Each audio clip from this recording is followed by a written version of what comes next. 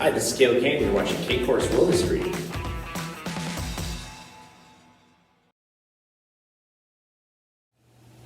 Today on Cain Course, we're going to get a little more intellectual than we normally do. So I start by quoting a great philosopher from our own time, the one and only Tupac. That's just the way it is. Things will never be the same. That's just the way it is.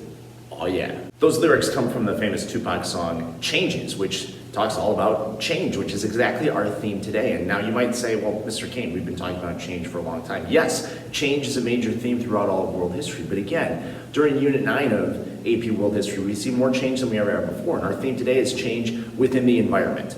Now, I'm not trying to politicize anything here or make a claim about climate change or anything like that today, but I do want to point out the obvious. The world and our climate and our environment has been changing, and that's been a constant throughout world history. But today we want to cover specifically how the world has changed in the environment within the modern era. There are three different interactions with the environment. The first is direct human interaction, followed secondly by resource competition between different states for vital resources, and finally, climate change as the world begins to change based on human interaction.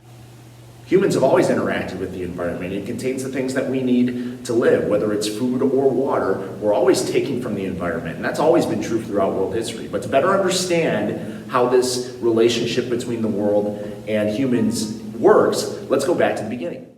In the beginning, God created the heavens and the earth. There's no better place to start when talking about human interaction with the world because our God designed us to be in charge of his greatest creation. The Bible gives us a clear indication of this. Then God said, let us go make man in our image, in our likeness, so that they may rule over the fish in the sea and the birds in the sky, over the livestock and all the wild animals, and over all the creatures that move along the ground. Genesis 1:26. Remember, God created us in his image. We are the very likeness of God. So with that, we were put in charge of the same thing he created with the world. And in so many ways, the world was meant to sustain us. And after the fall of man in Genesis 3, when Adam and Eve finally sinned, things changed from being completely based on vegetable diets to now eating meat. But regardless, everything we need is provided for us by the world. The motivation of humans has always been clear. It is to survive and to use whatever means necessary to do so. Hence, we've seen different variations of farming and hunting and gathering and even trade to gain resources and other items that humans would need to survive. But as the size of the population of the world has expanded to unprecedented sizes, the demand on the world's resources has only increased, causing different people around the world to take more of what's around them. And that's where we get our first interactions with the environment that can often be costly to the state of the environment.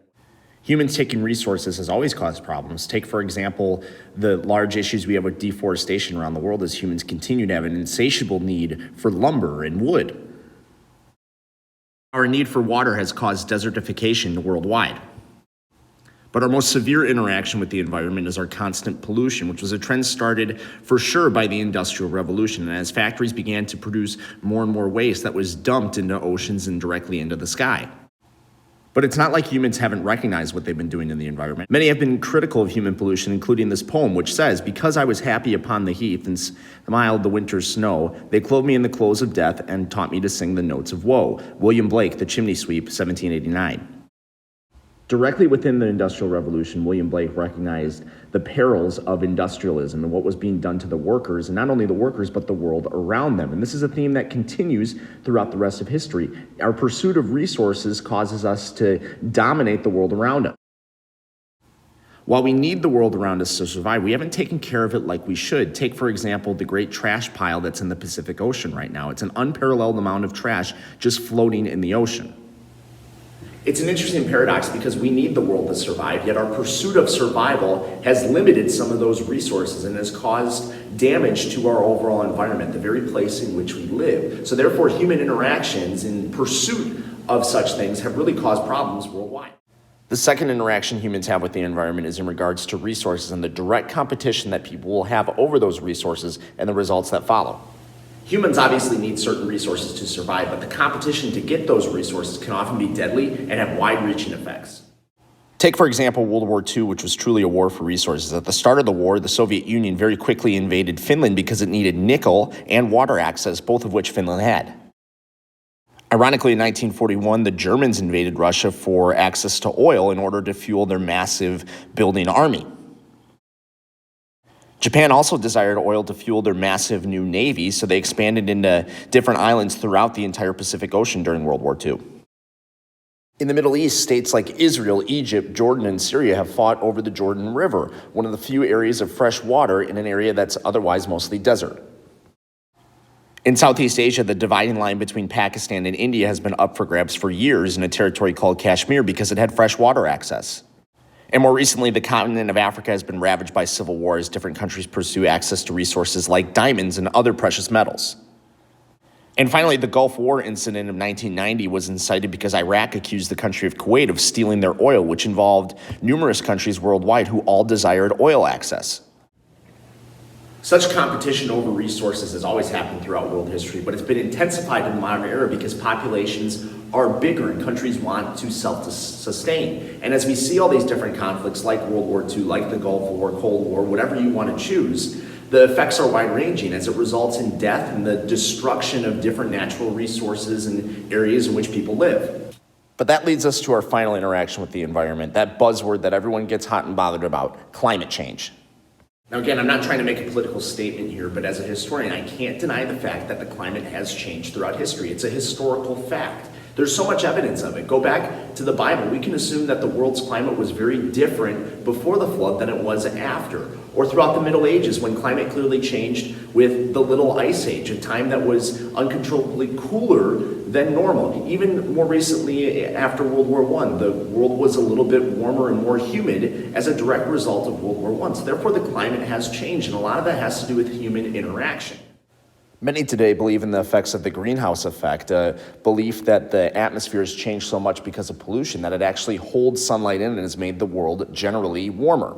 And yet others believe our use of nuclear power, such as the disaster at Chernobyl, has left the world much different than it was before, with dramatic effects from direct nuclear radiation. There obviously is a correlation between the lengths that humans have gone to sustain themselves with the ongoing changes in the climate. Pollution and environmental interaction tend to go hand in hand with climate change. Take, for example, the Three Gorges Dam in China, which blocked off river sources and possibly contributed to pollution in China. This is why worldwide we see movements to better make use of the environment around us. An example of this is the Green Belt movement in Kenya, which has equipped people with the right tools to farm the right way and therefore sustain life as well as the environment around them. Yet overall, the reason why climate change continues to be such a debate, especially politically, is that there's different responses to this. Some people think that, well, climate change is inevitable because we as humans need to survive. We got to get what we need to survive. While others say, no, we need to protect the earth at all costs. Truth is, the answer to that question is probably somewhere in the middle. We can bounce back to Genesis, in which God put humans in charge of the earth. Yes, we do have a responsibility to care for it, but at the same time, we need to survive. And God made it very clear that the earth was meant to serve us in some of those ways. So maybe there's a way to continue to produce things from the earth for our survival, yet take better care of the world around us. If history tells us anything, it's that the world will continue to change, and that's something that's happened throughout all of world history. So yes, like Tupac said, that's just the way it is. Things will never be the same. We live in a world that is constantly changing, and if we deny that or refuse to recognize that, we're truly living in denial and not realistically in the world around us. So as the world continues to modernize and continue to get more and more out of the world, let's continue to realize that we need this place in order to survive. If we want humanity to be its best, we need our world to be at its best. Thanks for watching, and see you next time.